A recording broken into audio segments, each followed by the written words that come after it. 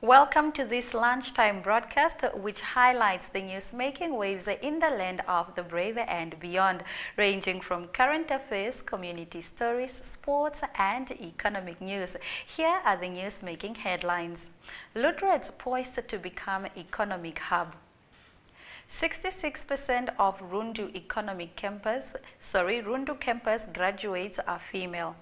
Falfish Bay taxi driver fed up with poor road conditions. I am Aina Kweyo and this is NMH at 1.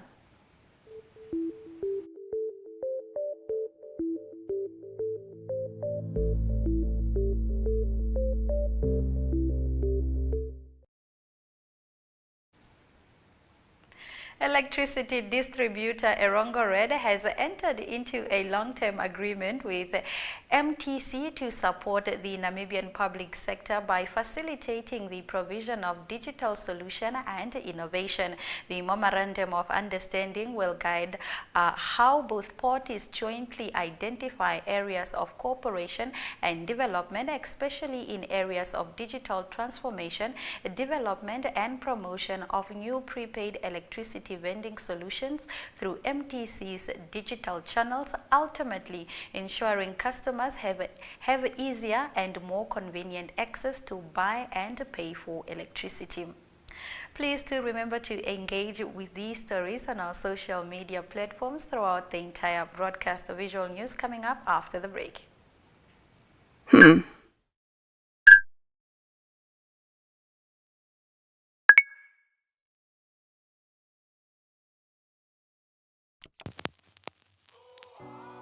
E-Ticket, your online ticket solution for events and event marketing, bringing you ease of mind and making sure that your event gets out there.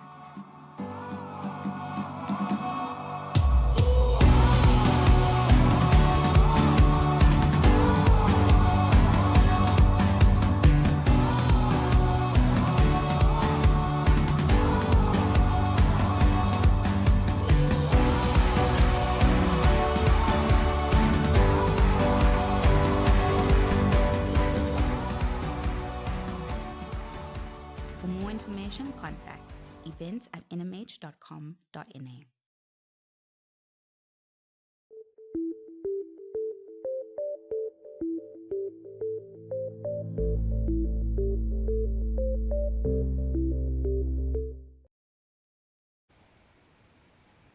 Let's get into our visual news. Taxi drivers in Falfish Bay on Tuesday expressed their dissatisfaction with the poor road conditions in the coastal town via a petition handed over to the mayor of the town, Trevino Forbes. Let's have a look.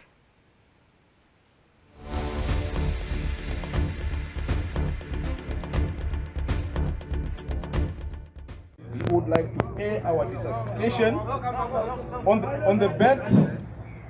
on the bad condition of the road as far as the potholes are concerned in our town. This has become a crucial concern to us because of our car are being damaged as a result of the potholes in our roads, causing our car to be road unworthy. As a result, we are being issued with tickets by the law enforcement agency on the road. We have potholes, hotspots in our road, particularly in Kwisebu. We further demand that for a taxi rank at the old Pick and Pay in town. We demand that the red line at the Swakopmont taxi rank to be removed and allow us to drop off our customers at the spot, because the northern road zone is forever full and delay us upon entry. We demand that the municipality, in collaboration with the road authority, must instruct or direct all companies that own trucks to financially contribute to the maintenance of the road by the interlocking all the road used by the truck in the local authority. Municipality may organize the funds rising to this effect. We demand that should the municipality fail to do the above within the next 2 months, tickets must not be issued regarding the condition of the cars. We are aware of these problems and we are looking at ways to tackle these problems. And the one thing that is a problem to us in the municipality is funding. To fix roads, funding is needed. Money is needed to fix these roads. In January, we delegated a team from the municipality to go see the road fund administrators. And that team came back with a favorable response. Road fund will come on board with more than $200 million to assist the municipality to fix our roads. Thank you very much. I will take it to the administrators and they will work on this. Surely you are saying 2 months, we will come back with a response. We won't fix the problem in 2 months, but we will tell you what is being done and what shall be done to fix our problems.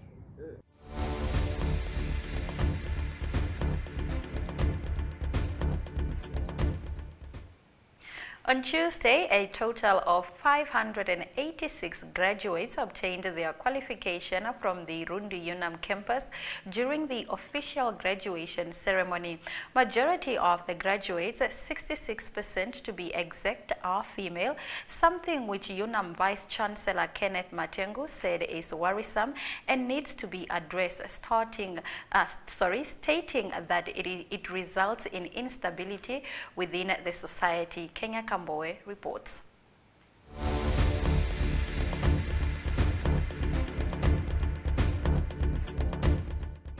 We cannot build a society like this if we are not the one to show leadership of our voice. Secondly, that study also shows the point we see in education, that boys and girls tend to learn differently. They say they find the way they are taught in schools very boring. I'm speaking to the future teachers. How are you going to make it interesting for the boys that they don't get bored in class? The study, of course, points to many other factors that leads to boys underperformance. And it is time as a nation that we really take a step back and address this issue, because it risks the stability of our society. These beautiful girls who are graduating today will want to marry. They marry who?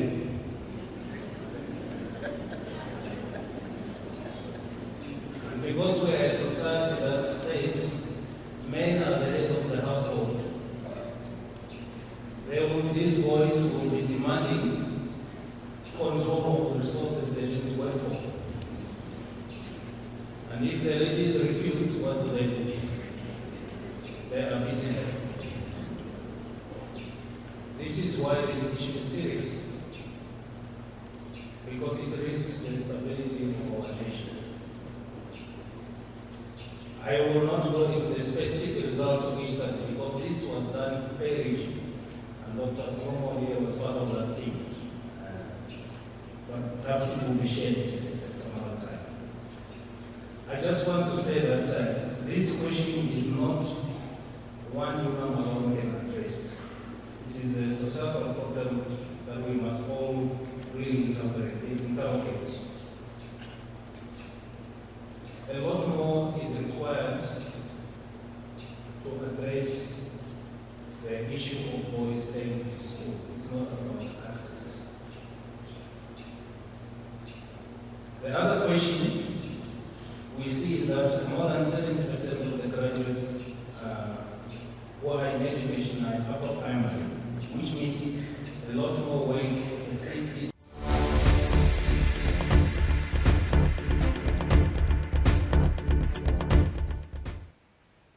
Independent Patriots for Change President Dr. Panduleni Itula says he will only stand for the presidential election in 2024 but will not feature on his party's parliamentary list.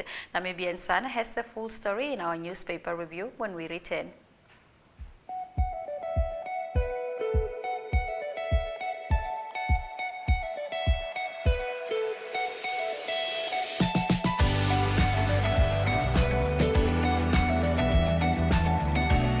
to another exciting episode of Irongo Talk. We bring jou legends die weer en vertel ook vir julle waar die vis julle monster gaan byt.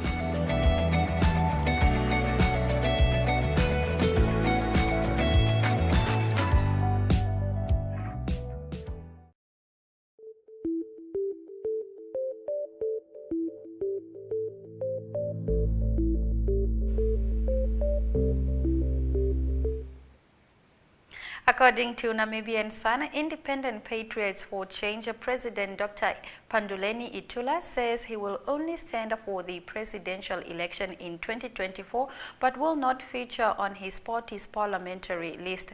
The practice of standing for both positions is irregular, he said. Itula made the comments on the Evening Review last night and explained that standing for both positions flies in the face of Namibia's laws.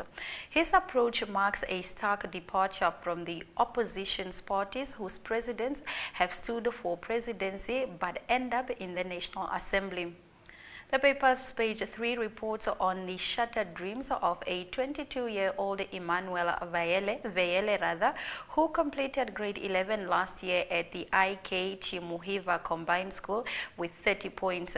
Vayele, who is eligible to enroll at a tertiary institution, is now stuck at home due to a lack of financial means. When Namibian Sun visited his homestead at Omzakati village in the Ruakana constituency, he was taking a nap in a hut he shares with 4 of his siblings. "I am just home. I'm not doing anything. I feel bad. I want to go to school," he said. With both his parents unemployed, Vayele said he wants to take his family out of poverty. This unfortunately is not a case isolated to Vayele alone. Republican reports on the application of the Register for Medical Funds in Namibia for the liquidation of the medical fund Heritage Health, which was dismissed in the High Court with cost. The Register must also pay Heritage Health legal costs. As a result, the case was also struck off the court's roll. Now moving over to our next story, one of the contemporary challenges, according to Shikongo Haihambo, Executive Director of Industrial Development and Trade, is the constant struggle to ensure the quality of goods and services, reports Republican. By focusing on the development of our national quality infrastructure, Namibia, together with other countries, can tackle challenges more effectively, build stronger trade ties with other countries, and better protect and benefit citizens and users, he says. Now, the Allgemeine Zeitung also reports on the application of the Register of Medical Funds in Namibia for the liquidation of a Heritage Health Medical Fund, which was dismissed in the High Court with cost. Already in June 2021, the Register bought the winding up application because it believed that Heritage Health was not financially stable and had repeatedly refused or failed to follow its legal guidelines. The case has now been struck off the court roll. After the planned export of cars to South Africa seems to have failed, PSA Automobiles SA is blaming the Namibian government in court for poor market conditions. AZ highlights this on its page 2, adding that the car manufacturer had fulfilled all its obligation under an investment agreement for the assembly of more than 150 vehicles. Now the state faces a court case. We'll be right back with more newspaper reviews, starting with the Namibian newspaper. Welcome to My.NA Cars, your ultimate destination for everything automotive.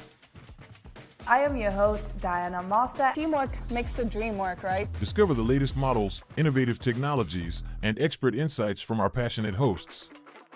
Learn essential maintenance tips and get exclusive behind-the-scenes access to the automotive industry.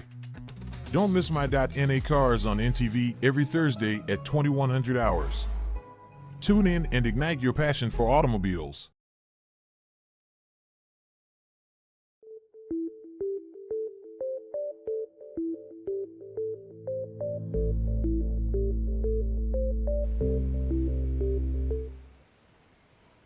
Health Minister Kalumbi Shangula has asked that his ministry be granted more control over the procurement process, reports the Namibian. Currently, only the Defense Ministry has autonomy over its procurement, Shangula said this yesterday in National Assembly, where he also downplayed calls for the government to buy goods directly from service providers. A medical doctor accused of raping an 18-year-old patient at the Katutura Hospital 2 years ago denied guilt on counts of rape and attempted murder in Windhoek Regional Court yesterday. Expect for telling Magistrate Victor Nyazo he is not guilty on both charges. Dennis Noah did not give a plea explanation at the start of the trial. The Namibia University of Science and Technology Management has cleared itself of any wrongdoing in the face of an avalanche of allegations including propriety, tribalism, nepotism, and abuse of power. In a leaked dossier presented during last week's NAS counseling meeting seen by the New Era, the management responded to allegation against it by Namibia Public Workers Union and some staff members. Concerns raised by the disgruntled group and the union focused on blunted disregard of the Labour Act, NAS Human Resource Code, and Principle for Good and Governance. Now on to New Era Page 3.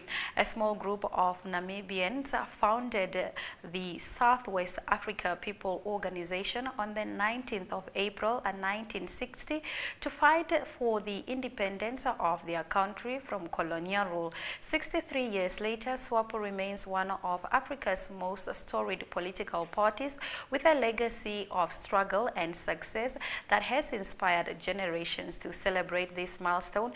Many Namibians are reflecting on the party's achievements and looking towards its future role in addressing critical issues affecting the country. President Hage Geingob, who is also SWAPO's president, took to Twitter to congratulate the party on its momentous anniversary. The Bank of Namibia announced a second consecutive 25 basis points increase in the repo rate for the year to 7.25%. The prime lending rate for local commercial bank now stands at 11%. According to the Namibian Statistic Agency, inflation came in at 7.2% in March 2023 and averaged 7.1% in the first quarter of 2023. The real policy rate is positive at 0.05. Now, Lüderitz residents have seen the revival of the town since the discovery of oil off the coast of Namibia. We have more in our economic news. Stay with us. Welcome to What's Cooking, where culinary passion meets expert insights. Somebody must really want to cook and want to cook good food. Immerse yourself in the bustling world of professional kitchens as top chefs create mouth-watering dishes. Join us for in-depth interviews as our host explores the experiences and expertise of our guest chefs. Don't miss out. Tune in to What's Cooking on NTV every Friday at 2100 hours and let the culinary adventure begin.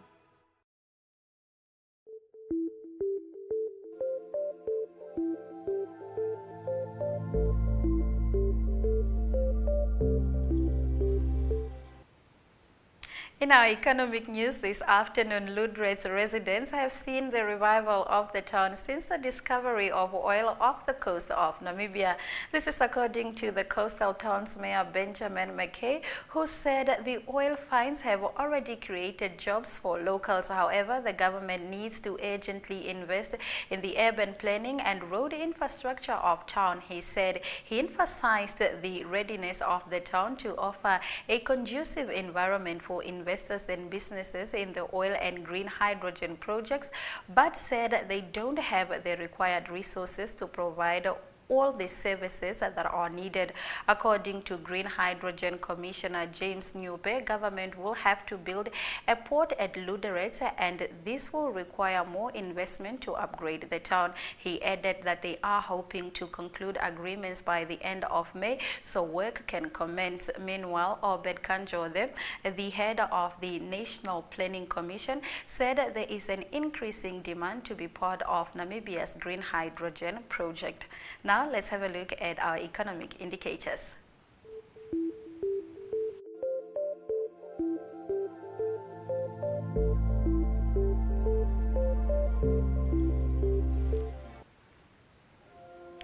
$1 trades at 18 Namibian dollars and 19 cents, while a euro will cost 19 Namibian dollars and 94 cents.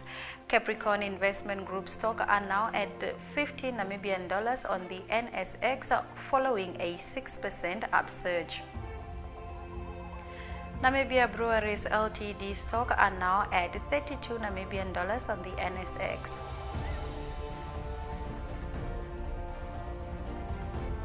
Commodity prices have dropped, with the price of zinc dropping to $2,790. The population of Mozambique will double every 25 years according to demographic indications. The full story coming up in our African News segment. Discover the breathtaking beauty of Namibia with Tourismus, a captivating program that uncovers the country's diverse landscapes, wildlife, and cultural experiences. Featuring insightful interviews with tourism experts, each episode takes you on a mesmerizing journey, exploring Namibia's majestic sand dunes, vibrant wildlife, and unique attractions. Watch Tourismus on NTV, Saturdays at 20:30 in German, and Sundays at 6 p.m. in English, for a heartwarming and unforgettable adventure.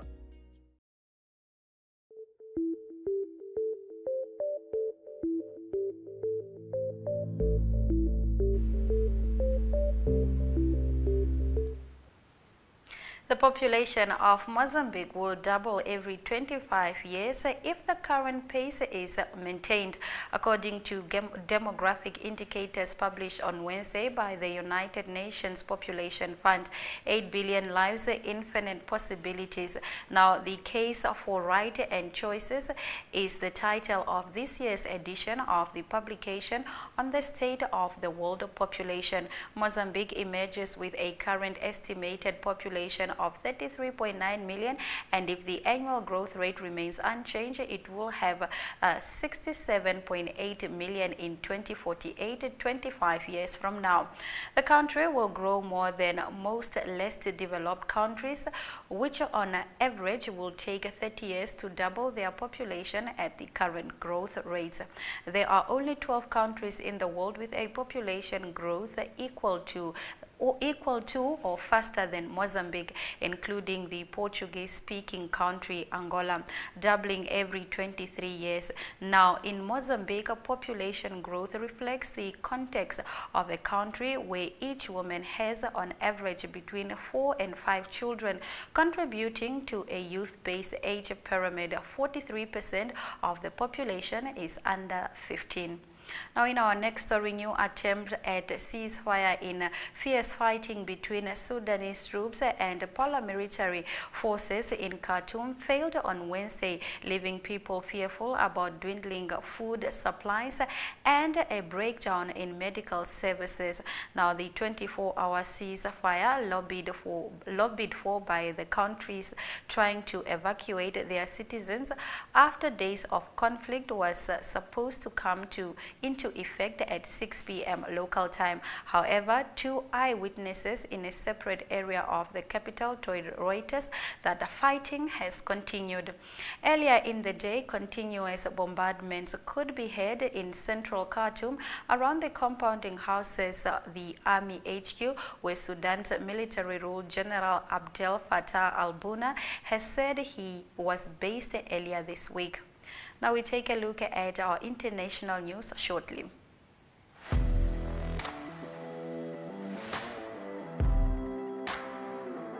Hello and welcome to today's Sports Rep Show. I am your host, Jesse Jackson Kauraika.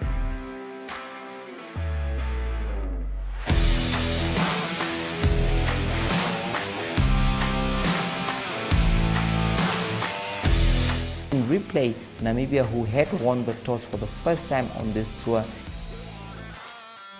Good day everyone, time for international sports news, starting off with tennis news, both on the WTA for women's and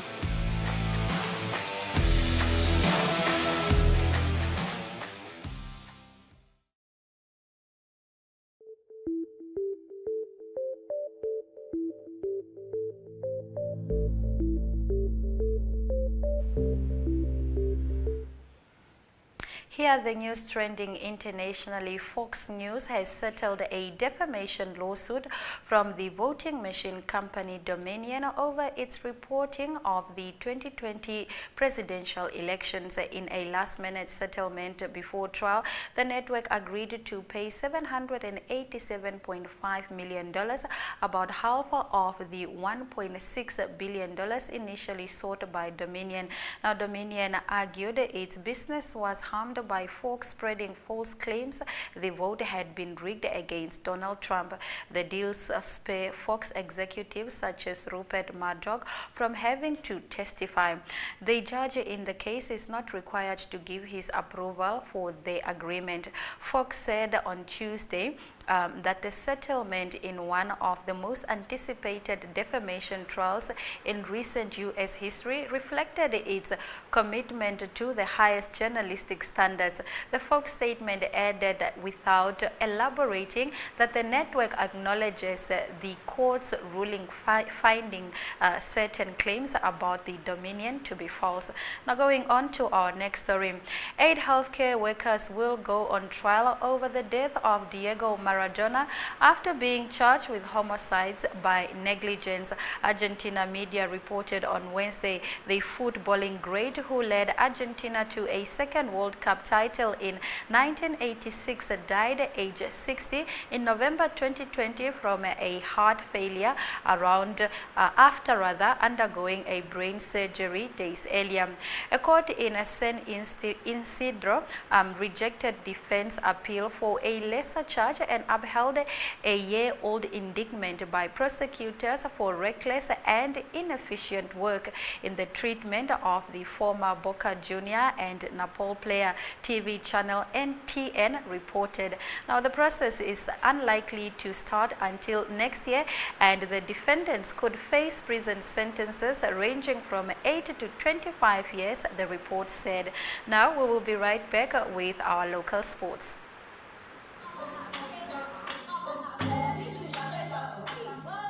This is Africa. Good morning. My name is Aina Raizakaya alongside Diana Master.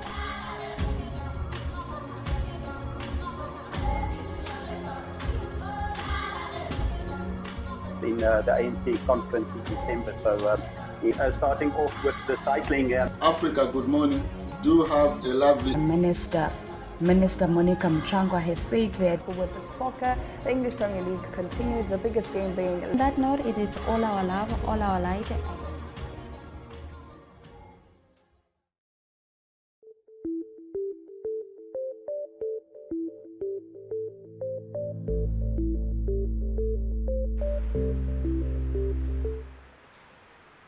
In our local sports this afternoon, the Deb Marine Premiership race this season might be well in the hands of African stars with a healthy lead at the top, but the top goal scorer award remains in the balance. Most of the team have only 5 games remaining in this season, while others have 7 or 6 still to play. As things stand, African star talisman Willie Stefanus is the favorite to take the Golden Boot award after having netted 16 goals this season. Stefanus still has 6 games left to improve his score or for those chasing him to topple him. Now we return with our highlights. Stay with us.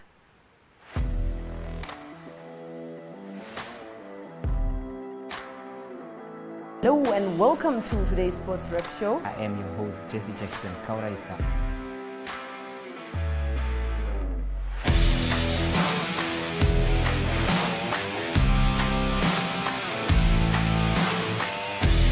In replay, Namibia, who had won the toss for the first time on this tour.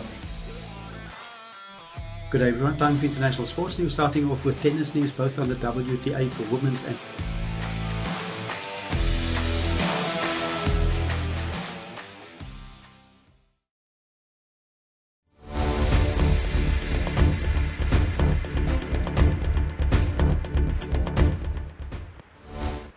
Thank you for watching our show this afternoon. Here are the highlights.